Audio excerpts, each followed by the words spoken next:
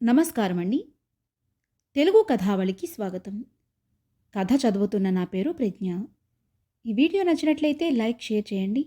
నా ఛానల్ కొత్తగా చూస్తున్నట్లయితే సబ్స్క్రైబ్ చేయడం మర్చిపోవద్దు. మరిన్ని మంచి కథలు అప్లోడ్ చేసినప్పుడు నోటిఫికేషన్స్ రావడానికి బెల్ ఐకాన్ క్లిక్ చేయండి. రత్న కిరీటం చందమామ కథ మొదటి భాగం. బ్రహ్మపుత్ర నదీ ప్రాంతంలో 2000 సంవత్సరాల క్రిందట భల్లాణ రాజ్యం చాలా ప్రసిద్ధికెక్కింది. ఆ రాజ్యానికి ప్రభువు ప్రమోదుడు. సూర్యుడుగా, వీరుడుగా, పరాక్రమవంతుడుగా ప్రమోదుడు పేరు పొందాడు. అతని పరిపాలనలో ప్రజ సుఖవంతులుగా ఉండేవాళ్ళు. అన్ని విధాలా సుఖవంతులైన ఆ ప్రజకు ఒక్క చింత పట్టుకున్నది. కారణం ఏమైతేనేమి, రాజు ఎన్నాళ్లకు పెళ్లి చేసుకొనకపోవడమే వాళ్ళ ఈ చింతకు హేతువు. రాజు భీష్మించుకు కూర్చున్నందుకు ప్రజలు విచారిస్తూ ఊరుకోలేదు.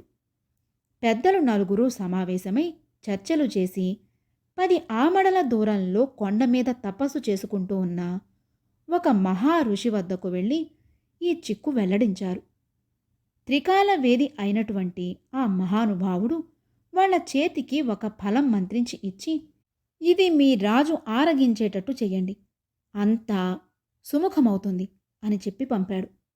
వాళ్ళు ఉత్సాహంతో మరలి వచ్చి రాజు పలహారం చేసేటప్పుడు ఆ ఫలం కూడా కలిపి ఇచ్చారు. నాటి రాత్రి అంతా మాటు మణిగిన తరువాత నిద్రిస్తూ ఉన్న ప్రమోదుడికి వీణుల విందుగా ఒక మధుర గానం వినిపించింది. ఇదేమిటా అని విస్తుపోతూ లేచాడు. ఎవళ్లకు చెప్పకుండా తానొక్కడు కోట దిగి ఆ గానం వచ్చిన దిక్కుకి శ్రమపడి చేరుకున్నాడు. చూడగా అది ఒక రమణీయమైన ఆరామం. ఆరామంలో ఒక చక్కటి కొలను ఒడ్డున కూర్చుని 10 మంది పరిచారికల మధ్యనున్న ఒక గంధర్వ కన్య వీణ వాయిస్తున్నది. ఇంతవరకు పెళ్లి విషయంలో అలక్ష్యం చూపిన ప్రమోదుణ్ణి ఆనాడు మొట్టమొదట కంటబడిన ఆ గంధర్వ కన్య ఎంతగానో ఆకర్షించింది. ఆకర్షించడమేమిటి, ఆమెను తప్ప మరొకతెను పెళ్ళాడనని పట్టుబట్టాడు. ఇదే ఆ ఋషి అనుగ్రహించిన ఫలానికి ఫలితం కాబోలునని అందరికీ అవగాహనమైంది. అనగా ఆ ఫలం ఆరగించిన తరువాత తొలుతగా ఏ కన్యను చూస్తే ఆమెపైన మనసు పోతుందని. ఈ విధంగా ఆ మహానుభావుడి కృప వల్ల ప్రమోదుడికి గంధర్వ కన్యతో అతి వైభవంగా వివాహం జరిగింది. ఇలా జరగడం రాజ్యంలో అందరికీ ఆనందాన్ని కలిగించింది. మరికొద్ది కాలానికే వారికి ఒక కుమారుడు కలిగాడు. వానికి మహీపాలుడని నామకరణం చేసి అల్లారు ముద్దుగా పెంచుకుంటున్నారు.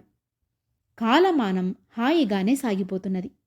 ఇలా ఉండగా ఒక రోజున ప్రమోదుడు మామూలు ప్రకారం వేటకు వెళ్ళాడు. అనుకొన్నట్టుగా ఆనాడు జంతువులేవి ఎంతసేపటికి దొరకలేదు.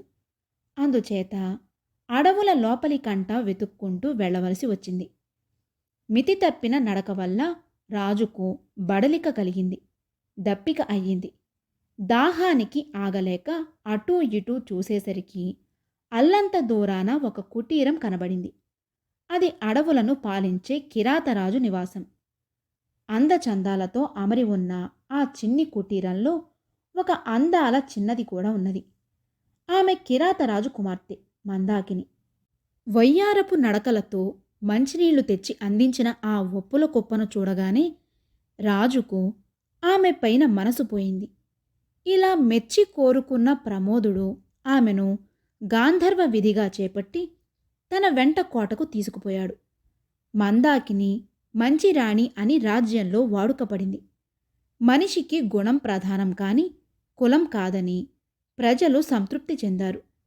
ప్రజల సంతృప్తి వల్ల ప్రమోదుని రాజ్యపాలన చాప కింద నీటిలాగా ఒడిదొడుకులు లేకుండా సాగిపోతున్నది.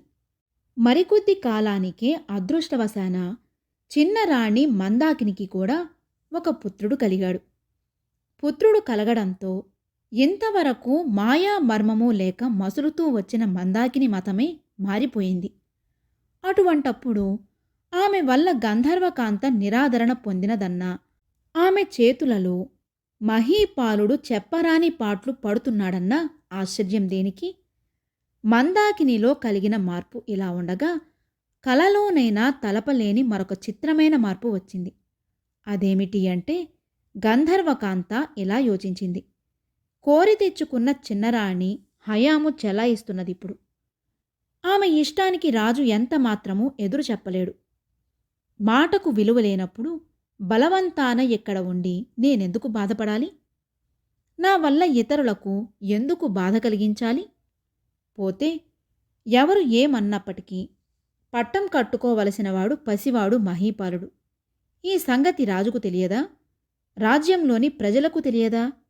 కాని ఏదెలా కానున్నదో చూద్దాం అనే ఊహతో గంధర్వకాంత ఒకనాటి రాత్రి పిట్టకైనా తెలియకుండా అదృశ్యమైపోయింది. సవతి ఇలా అదృశ్యం కావడం మందాకినికి సంతోషమే కలగజేసింది. ఏమీ ఆమె ఎదుట లేదు కదా, ఇంకా ఇష్టం వచ్చినట్లల్లా పిల్లవాడిని యాతనలు పెట్టి కసి తీర్చుకోవచ్చు.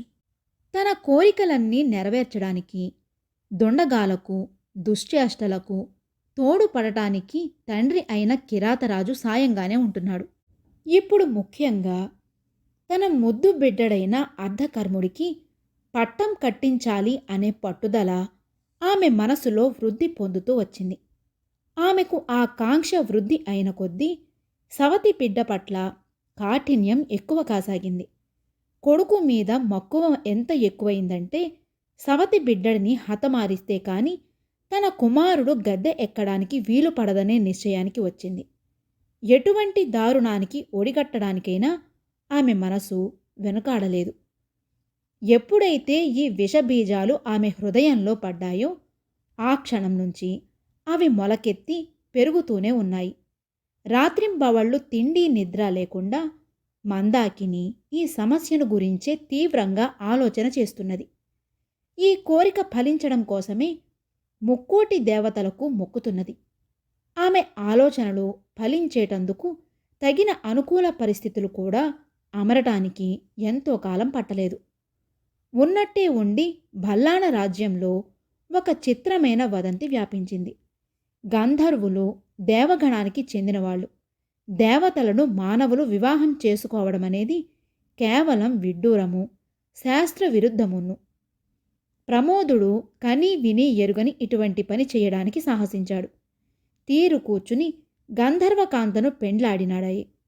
పైగా ఆమె వల్ల కుమారుణ్ణి కూడా కన్నాడు. ఈ పరిస్థితుల్లో దేవతల కోపకారణం కాడా? ఇక్కడికి 2 ఏళ్ల నుంచి వర్షాలు ఎత్తి కట్టడానికి, పంటలు నాశనం కావడానికి ఇదే కారణం అంటూ ఈ విధంగా దేశమంతటా వదంతి మోగిపోతున్నది. ఆ నోటా పాకి ఈ మాటలు రాజు చెవిన పడగానే ప్రమోదుడు కలవరపడ్డాడు. ఇది నా పొరపాటు కాదే, లోకక్షేమం కోరే ఒక ఋషి చేసిన పని. ఆయన ప్రోద్బలమే లేకుంటే నేను బ్రహ్మచారిగానే ఉండిపోదునే. ఆ మహానుభావుడి దీవెనకు విరుద్ధంగా ఇప్పుడీ పుకారు ఎందుకు పుట్టింది? ఈ వివాహం వలనే ఇటువంటి అరిష్టం కలుగుతుందంటే ఆయన నన్నెందుకు ప్రోత్సహిస్తాడు అంటూ తనలో తను తర్కించుకుని తత్తరపడసాగాడు. తత్తరపడ్డాడే కాని రాజు ఒక తీర్మానానికి రాలేకపోయాడు. ఇటువంటి సమస్యలను పరిష్కరించడానికి, ఇదమిద్దమని తేల్చడానికి సమర్థులు పూర్వం నుంచి రాజగురువులైన పురోహితులే. కనుక తక్షణమే రాజు ఆస్థాన పురోహితుణ్ణి పిలిపించాడు. మనసులో కలిగినటువంటి బాధ వెల్లడించి గత్యంతరమేమిటని ప్రశ్నించాడు. పురోహితుడు కూడా ఈ వివాహం శాస్త్ర విరుద్ధమేనని నిష్కర్షగా చెప్పాడు. అయితే మరి దీనికి పరిహారమేమిటి అనే ప్రశ్న వచ్చేసరికి కళవెళపడ్డాడు. ఏమీ, ఒక వంక అమాయకుడైన పసివాడు మహీపాలుడు కళ్ళ వెలుగుగా కనిపిస్తున్నాడు. మరొక వంక భీకర స్వరూపం దాల్చి రాణి మందాకిని కఠోర స్వరంతో హూంకరిస్తున్న దృశ్యం కనిపిస్తున్నది. ఈ ఇరువురి మధ్యన పడి నలుగుతున్న తననే ఇప్పుడు రాజు ప్రశ్నిస్తూ ఉంటా. ఇన్నింటికీ తోడు రాజు పక్కనే కూర్చుని ఉన్న రాణి తన కంఠం మీద చెయ్యి వేసి చూపి సౌజ్ఞ చేయడం కూడా పురోహితుడు స్పష్టంగా గమనించాడు. రాజు వేసిన ప్రశ్నకు ఏదో ఒక జవాబు చెప్పి తీరాలి కదా. రాణి ఉద్దేశం తెలియకనే తెలిసింది. ఆమెకు ఎదురెత్తుగా వెళ్లడమంటే తనకు 100 ఏళ్ళు నిండినట్టే. అందుచేత ఈ క్లిష్ట సమయంలో మనం చేసేది పాపమా పుణ్యమా అని యోచన చెయ్యడానికి వ్యవధి లేకపోయింది. ప్రభు దేవర శాసించారు కనుక చెప్పక తప్పదు. దేశానికి పట్టిన అరిష్టం తొలగిపోవాలంటే దేవగణానికి చెందినట్టి గంధర్వకాంతకు పుట్టినట్టి బిడ్డను దేవలోకానికి పంపించి వేయాలని శాస్త్రాలు ఘోషిస్తున్నాయి అని అంటూ చెప్పలేక మనవి చేశాడు. రాజు ఆత్రంతో ఏమిటి ఏమిటి మళ్ళీ చెప్పండి, నాకు అర్థం కాలేదు అని పురోహితుణ్ణి వేగిరపెట్టాడు. అందుకు ఆయన, మహారాజా, మన మహీపాలుణ్ణి దేవలోకానికి పంపించి వేస్తే రాజ్యం మళ్ళీ సుభిక్షంగా ఉంటుందని, పసివానికి పుణ్యగతులు కల్పించాలంటే యథావిధిగా బలి చేయాలని పండితులు అంటున్నారు. ఎంతట ఈ పని జరుగుతుందా, ఎంతట దేశం బాగుపడుతుందా అని ప్రజలు ఎదురుతెన్నులు చూస్తూ ఉన్నారు ప్రభు అని చెప్పాడు వినయంగా. దుర్భరమైన ఈ మాట వింటూనే రాజు కూర్చున్నవాడు కూర్చున్నట్లుగా సింహాసనం మీదనే సోలిపోయాడు. ఆయనకు వంటి మీద చైతన్యం ఏమీ లేదు. ఏ తండ్రి భరించగలడు ఇటువంటి పరిస్థితి? రాణి మందాకిని పట్టరాని దుఃఖంలో మునిగిపోయింది. కొంతసేపు ఉపచారాలు చేసిన తరువాత ప్రమోదుడు తేరుకున్నాడు. లోకంలో బయలుదేరిన ఈ వదంతి ఆయనను హృదయశల్యంగా వేధింపజొచ్చింది. మనసు ఎంతగా వికలమైపోయినప్పటికీ తొందరపడక నిదానంగా యోచించాడు. ఇంతమంది పండితులు, లక్షలాది ప్రజలు అవునంటున్నది తను కాదనడం ఎట్లా? పుత్రప్రేమ ఎంతగా ఉన్నప్పటికీ జనవాక్యానికి ఎదురీదడం ఎవరి శక్యం? నిస్సహాయుడైన ప్రమోదుడు కూలబడ్డాడు.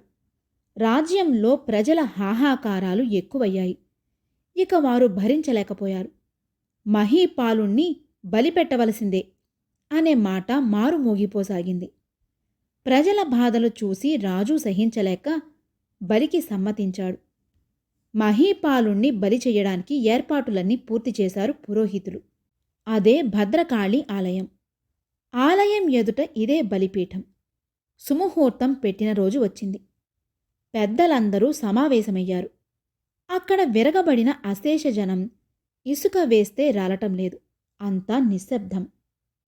అక్కడ రాజసౌధంలో తోడి పిల్లలతో ఆటపాటలలో మునిగి ఉన్నాడు పసివాడు మహీపాలుడు. వారిని చక్కా అలంకరించారు. బాజా భజింత్రీలతో ఊరేగించి నగర చివరనున్న కాళిక ఆలయానికి తీసుకువచ్చారు. గుడిలో వేదికపైన కూర్చోబెట్టి మంత్రఘోషలు జరిపిస్తున్నారు. ఈ సందడి అంతా దేనికో అమాయకుడైన ఆ బిడ్డడికి తెలియనే తెలియదు పాపం. అంతలో ప్రమోదుడు పిచ్చి పట్టిన వానిలాగా కోట దిగి పరుగులెత్తుకుంటూ వచ్చాడు గుడికి. తీర్చి కూర్చుని ఉన్న పెద్దల వంక, సభాసదుల వంక తిరిగి, అయ్యా, నా వివాహం శాస్త్రవిరుద్ధమన్నారు. ఇది దేవగణాలకు ద్రోహమన్నారు. దేవతలు కోపించి ఈ దేశారిష్టం కల్పించారంటున్నారు మీరు.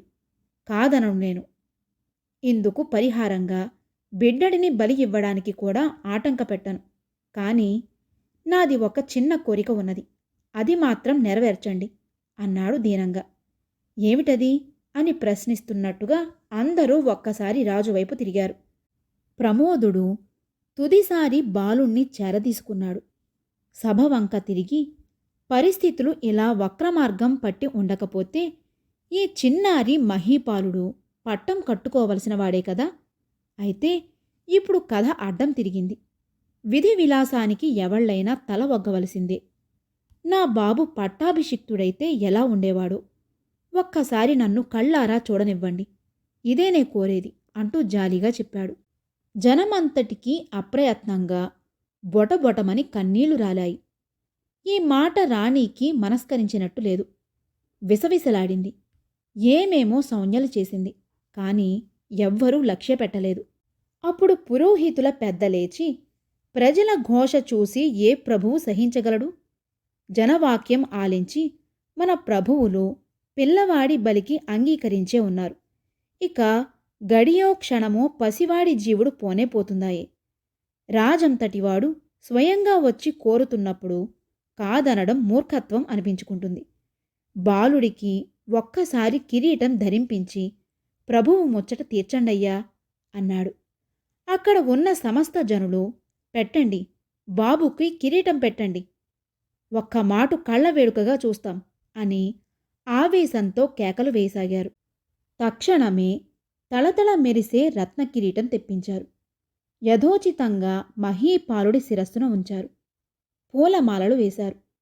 కోలాహలం చెలరేగుతూ ఉండగా పసివానిని గుడి చుట్టూ ముమ్మారు ప్రదక్షిణం చేయించి బలిపీఠం ముందు నిలబెట్టారు. మంత్రఘోషల మధ్య పురోహితుడు జై శంకరి, జై భవాని అంటూ కత్తి ఎత్తాడు. ఆ లక్షలాది ప్రజల నేత్రాలు అన్నీ పసివానిపైనే నిలిచి ఉన్నాయి. ఆ క్షణంలో ఆగు, ఆగు, మహీపాలుని తలపైన ఉన్న రత్నకిరీటం తీయాలి అంటూ కేకవేశాడు కిరాతరాజు. అందరూ నిశ్చేష్టులయ్యారు. అందరితో పాటు దుఃఖసాగరంలో మునిగి ఉన్న ప్రమోదుడు విస్తుపోయాడు. వెంటనే పురోహితుడు ఎత్తిన కత్తిని కింద ఉంచి మహీపాలుని తలపైనున్న రత్నకిరీటం తీద్దామని 2 చేతులు చాచాడు. అప్పుడు గుండె దద్దరిల్లేటట్టు నాయనా, నిన్నా బలివేయటం అంటూ మానవ భాషలో గొప్ప శబ్దం వినిపించింది. నలుదిశలా కలయ చూశారు జనం. అంతలోనే జనసమూహం కంగారుగా చెల్లాచెదురు కాజొచ్చింది. హంస, హంస, బంగారు హంస అని అందరూ ఒక్కసారిగా ఎలుగెత్తి అరిచారు. దానిని చూసి వారు స్తంభించిపోయారు. అది చిత్ర విచిత్రమైన వన్నెల చిన్నెల రాజహంస, బంగారు రాజహంస. ఇందాక వినబడిన పలుకులు ఈ రాజహంస పలికినవేనని, దాని కంఠస్వరం పెద్దరాణి అయిన గంధర్వకాంత కంఠస్వరమేనని పిల్లవాళ్లకు కూడా తెలిసిపోయింది. అయితే అది ఎలా అక్కడికి వచ్చిందో మాత్రం ఎవ్వరూ కనిపెట్టలేకపోయారు. మహీపాలుడు అమ్మా, అమ్మా అనుకుంటూ పోయి గట్టిగా ఆ హంస మెడను చుట్టేసుకున్నాడు. వెంటనే రత్న కిరీటధారి అయిన మహీపాలుణ్ణి వీపుపైన ఎక్కించుకుని అది ఎగిరి చక్కా పోయింది. ఎగిరిపోతున్న హంసను చూసి పురోహితుడైన రాజగురు ఆవేశంతో కొట్టండి, పట్టండి మాయపక్షిని అని కేకలు వేసి అందరనూ తొందర చేశాడు. తొందర చేశాడే కాని ఆ పక్షినేమి చేయడానికి ఒక్కళ్లకు కాళ్ళు చేతులు ఆడలేదు. చూస్తూ ఉండగా అది అంతరిక్షానికి వెళ్ళిపోయింది. ఆ పక్షి వాక్కులు విన్న క్షణం నుంచి అందరూ తీవ్రమైన ఆలోచనలో పడ్డారు. ఇందుకు తోడు రాజగురు ఆవేశపడటం వారి ఆలోచనను మరింత తీవ్రతరం చేసింది. రాజ్యంలో పుట్టిన పుకారుకి ఈ సంఘటనకు సంబంధమేమిటా అని ప్రతి వారికి జిజ్ఞాస కలిగింది. కానీ ఎవ్వళ్లకు సరి అయిన సమాధానం దొరకనేలేదు. ఏమైతేనేమి, అమాయకుడైన పసివానికి గండం తప్పింది కదా అని ఆబాలగోపాలము సంతోషించారు. ఈ సందర్భంలో ముందు రాజగురును పట్టి బంధించమని ఆజ్ఞాపించాడు రాజు. ఇలా ఆజ్ఞాపించగానే మందాకిని ఆలోచనలో పడింది. క్షణం కూడా నిలవక ఒక్క లిప్తలో ఆమె అంతఃపురం చేరుకున్నది. ఇదంతా కనిపెట్టి చూస్తూ ఉన్న ఆమె తండ్రి కిరాతరాజు ఏదో గడబిడ ఉన్నట్టు పసిగట్టి ఆమె వెనకాతలే తను వెళ్ళాడు. అతడు వెళ్లేసరికే మందాకిని శయ్యామందిరంలో పడుకుని ఉన్నది. తండ్రి ఆమెను చేరదీసుకుని, అమ్మడు, జరిగిందేదో జరిగింది, విచారించకు.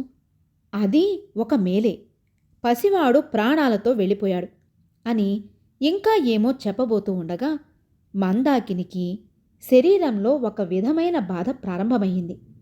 నాన్నా, క్షమించు, ఇంతవరకు లోకంలో మంచిదానిని అనిపించుకున్నాను. ఇప్పుడు నలుగురు నోళ్లలో పడటం ఇష్టం లేదు. తీరా తొందరపడి రాజగురు చిక్కుకున్నాడు. రేపు జరగబోయే విచారణలో నిజానిజాలు బయల్పడక తప్పదు. అందుకనే అనేటంతలో ఆమెకు ఒంట్లో భరింపరాని ఆవేదన పుట్టుకొని వచ్చింది. ఆవేదనతోనే ఆమె అతి ప్రయత్నం చేసి, నాన్న, పసివాణ్ణి చూసుకో, జాగ్రత్త, అన్నయ్యని కూడా ఇక్కడికే వచ్చేసి ఉండిపోమ్మను. నాకు కాలం సమీపించింది, మాట్లాడలేను.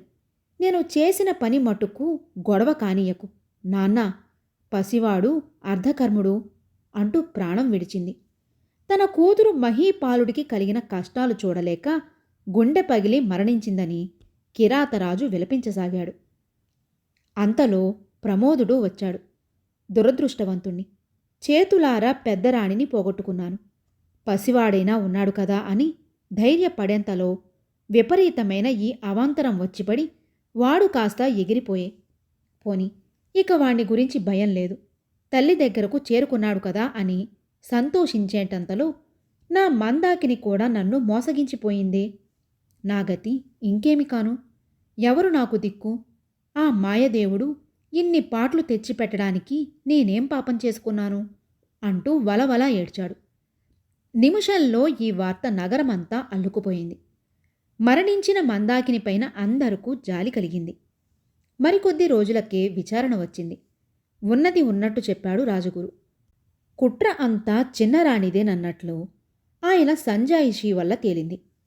కూతురు పన్నిన కుట్రలో సాయపడటానికి కిరాతరాజు ఇక్కడ తిష్ట వేశాడని చెప్పి తన మాటలు బలపరుచుకోవడానికి చూశాడు రాజగురు. కాని ఆయన మాటలు ఒక్కళ్ళు నమ్మలేదు. చనిపోయిన రాణి మీద నేరం తోసేసి తను తప్పించుకోవడానికి చూస్తున్నాడని అందరూ ఉద్దేశపడ్డారు. రాజు ఉగ్రుడయ్యాడు. పట్టం కట్టుకోవలసిన మహీపాలుణ్ణి పొట్టన పెట్టుకోబోయినా మహాపాపివి నీవు. రాజ్యకాంక్షతో అమాయక ప్రజను రెచ్చగొట్టావు, ఘోష పెట్టావు, రాజ్యమంతా అల్లకల్లోలం చేసివేశావు, నా హృదయంలో చిచ్చుబెట్టావు. నిన్నేమి చేస్తే పాపముంది ద్రోహి? పో, నా ఎదుట మరి కనబడకు, నా రాజ్యం వదిలి పో అంటూ మండిపడి రాజగురుని కోట అవతలకు గెంటించి వేశాడు. ప్రజలు ఆయన్ను చూసి చీచీ అన్నారు. రాజు పరాభవింపగా, లోకులు ఈసడింపగా తలవంపులతో భల్లాణ రాజ్యం వదిలిన రాజగురు మరి వెనుతిరిగి చూడనేలేదు. జన్మలో ఇంతవరకెన్నడూ ఇటువంటి అనుభవం ఎరిగి ఉండలేదాయన. ఆ సమయాన తన కుటుంబం ఏమైపోతుందోననే చింత కూడా లేకపోయింది ఆయనకు. భార్యాబిడ్డలను చూసుకుపోదామనే దృష్టే కలగలేదు. భల్లాణ రాజ్యమనే ఈ గడ్డపైన క్షణమైన నిలవకూడదు. ఇదే ఆయన చేసుకున్న నిశ్చయం. ఇది తప్ప మరే ఆలోచనకు మనసులో తావులేకపోయింది.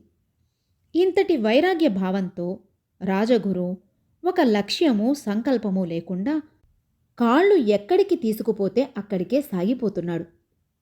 పోయి పోయి రాజగురు ఒక అటవీ ప్రాంతం చేరుకున్నాడు. అలసి ఒక చెట్టు కింద కూలపడ్డాడు. సోలిపోయిన ఆ సుకుమార ప్రాణికి కునుకు పట్టినట్లయింది. కొంచెం సేపటికల్లా గుర్రపు డెక్కల టకటక శబ్దం వినవచ్చింది. అంతలో ఒక యువకుడు ఆ దారిన వచ్చాడు. వచ్చి రాజగురును చూస్తూనే గుర్తుపట్టాడు. అతడే కిరాతరాజు కొడుకు మందపాలుడు. ఆ ప్రదేశమే కిరాతరాజ్యం. నిమిషంలో రాజగురునకు సమస్త ఉపచారాలు జరిగాయి. మరుక్షణంలో ఆయన కిరాతరాజు దివ్యకుటీరంలో ఉన్నాడు. అటు తరువాత రాజగురు ఎంతో దీనంగా తన స్థితిగతులన్నీ మనసు విడిచి మందపాలుడికి వెల్లడించాడు. అందుకు మందపాలుడు ఆయనను ఊరడిస్తూ, గురూజీ, ప్రపంచాలను నడిపించగల ప్రజ్ఞావంతులు మీరు. మీరు తలచినంత మాత్రాన జగాలు కంపించిపోతాయి. తాము ఇలా వాపోవడం పాడికాదు. ధైర్యం వహించండి. మీ ఆశీర్వాద బలం ఉంటే సరి. ఇదిగో కత్తి చేతబట్టి చెబుతున్నా. ఏ రోజున మందపాలుడు భల్లాణ రాజ్య సింహాసనం అధిష్ఠిస్తాడో ఆ క్షణమందే మీకు సమస్త సౌఖ్యాలు సమకూరినవని నమ్మండి అంటూ భీషణ ప్రతిజ్ఞ పట్టాడు. ఈ శబదానికి రాజగురు సంతోషించాడు. అయితే గాఢమైన ఆలోచన కూడా కలిగింది. మందాకిని మాట విన్నాను, చెడ్డాను, నలుగురు నోళ్లలో పడ్డాను. పోతే ఆ కిరాతరాజు నా పట్ల అనుకూలంగా ఉన్నట్లే కనిపిస్తాడు. కాని పని వచ్చేసరికి తప్పుకుని తటస్థంగా ఉంటున్నాడు. అతని నటన అంతు పట్టకుండా ఉంది. ఉండడమేమిటి, అతనికి మనుమని మీదనే మమకారం. వారిని విడిచి క్షణం నిలవలేడు. ఇప్పుడు చూడగా ఈ మందపాలునికి రాజ్యకాంక్ష పట్టుకున్న సంగతి స్పష్టమైంది. తోడుగా ఉండి వీనికి భల్లాణ రాజ్యం దఖలు పరిస్తే అన్ని విధాలా నాకు మేలయ్యేటట్టు తోస్తుంది. పైగా మందాకిని మూలంగా వచ్చిన చెడ్డ పేరు మాసిపోయి ఎప్పటి గౌరవం ఏర్పడవచ్చు. అలా ఏర్పడిన నాడు నా చాకచక్యానికి లోకము మెచ్చుకుంటుంది. పోతే అటు ప్రమోదునిపైన కిరాతరాజు మీద కూడా ఇష్టం వచ్చినట్టు పగ సాధించవచ్చు. ఇన్ని పనులు ఒక్కమారుగా నెరవేరడానికి ఇదే చక్కటి అదను. ఈ తరుణం పోనీయకూడదు అంటూ యోచించి, నాయనా, సరే, మన చేతిలో ఏముంది, చేతనైన పని చేసి చూద్దాం, లోపం లేకుండా అన్నాడు. అటు తరువాత మంతనాలు సల్పడానికి వారు ఉభయులు రహస్య మందిరానికి వెళ్లారు. మందాకిని పోయినప్పటికీ వంశం నిలబెట్టేందుకు అర్ధకర్ముడైనా నిలిచి ఉన్నాడు కదా అని తృప్తితో ప్రమోదుడు పసివానిని ఎంతో అభిమానంతో కనిపెట్టి 1000 కళ్లతో చూసుకుంటూ ఉన్నాడు. త్వరలోనే అర్ధకర్ముడికి పరిణయము, పట్టాభిషేకము కూడా చేసి కొంతలో కొంత మనశ్శాంతి పొందాడు. మరికొద్ది కాలానికే అర్ధకర్ముడికి కుమారుడు కలిగాడు. ఇందుకు రాజ్యంలో అందరూ మితిలేని ఆనందాన్ని పొందారు. శిశువుకు చిత్రభానుడని పేరు పెట్టి అల్లారు ముద్దుగా పెంచుకుంటున్నారు. ఈ విధంగా కష్టాలు గట్టెక్కి మంచి రోజులు వచ్చినాయి కదా అని సంతోషిస్తూ ఉండగా ఒక రోజున ప్రమోదుని ఆస్థానంలోకి ఒక రాయబారి వచ్చాడు. కూడా ఒక లేఖ తీసుకువచ్చాడు. అది సామంత రాజులలో ఒకడైన ఝార్జర దేశపు రాజు వద్ద నుండి వచ్చిన లేఖ. ఆ లేఖలో భల్లాణ రాజ్యమందు రత్న కిరీటధారణ అనువంశికంగా వస్తున్న ఆచారం. మేము అనగా సామంత రాజ్యాల వారమంతా తరతరాల నుండి ఆ రత్న కిరీటధారులైన ప్రభువులకే కైమోడ్పు చేసి కప్పములు కట్టుతున్నాము. ఈనాడు ఆ రత్న కిరీటం అదృశ్యమయ్యింది. అర్ధకర్ముడు కిరీటం లేని రాజు. పట్టం కట్టుకోని ప్రభువును మేము ఆమోదించలేము. ప్రభువునే ఆమోదించనప్పుడు ఇక కప్పము కట్టేదెట్లా? ఇదే మా తీర్మానం అని ఉన్నది. కొంచెం స్థిమితపడుతూ ఉన్న ప్రమోదునికి ఈ లేఖ గొడ్డలిపెట్టు అయ్యింది. ప్రత్యుత్తరం వస్తుందిలే అని చెప్పి ఆ వచ్చిన రాయబారిని పంపించి వేశాడు. తరువాత వియ్యంకుడైన కిరాతరాజుతో, మామా, మన భల్లాణ రాజ్యానికి చెందిన సామంతరాజులు పరమ సాధువులు, సహృదయులున్ను.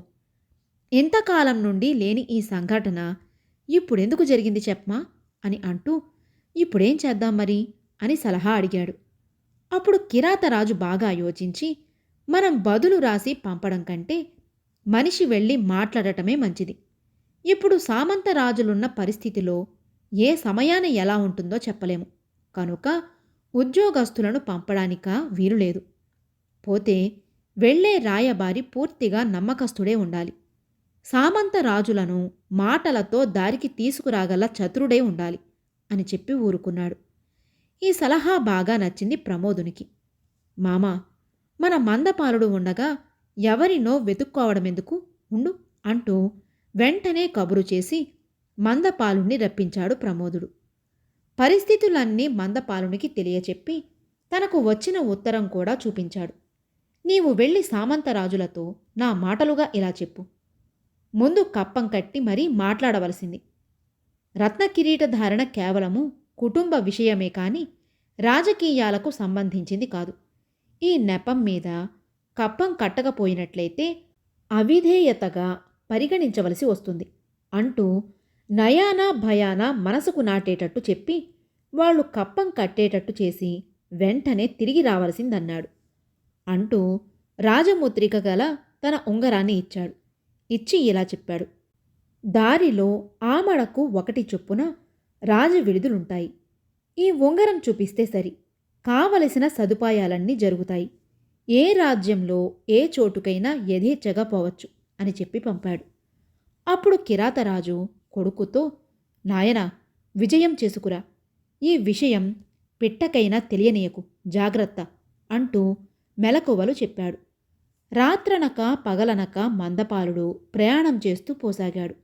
ఒక్కొక్క విడిదిలో దిగి విశ్రాంతి తీసుకుని తను ఎక్కి వచ్చిన గుర్రాన్ని ఈ విడిదిలో వదిలివేయటం, అక్కడి నుండి మళ్ళీ అతను మరొక గుర్రాన్ని తీసుకుని వెళ్ళడం, ఇది ప్రయాణం చేసే పద్ధతి. ఇలా 3 రోజులు ప్రయాణం చేసి 4వ రోజు రాత్రి ఒక విడిదిలో దిగి అలసట ఎక్కువ కావడం చేత నడుం వాల్చాడు. అప్పుడు అతని మనసులో పరుగులు పెట్టిన సమస్యలు అన్నీ ఇన్నీ కావు. ఈ ఆలోచనలతోనే అతను గాఢ నిద్రలో మునిగిపోయాడు. మునిగిపోయి ఉండగా సరిగ్గా అర్ధరాత్రప్పుడు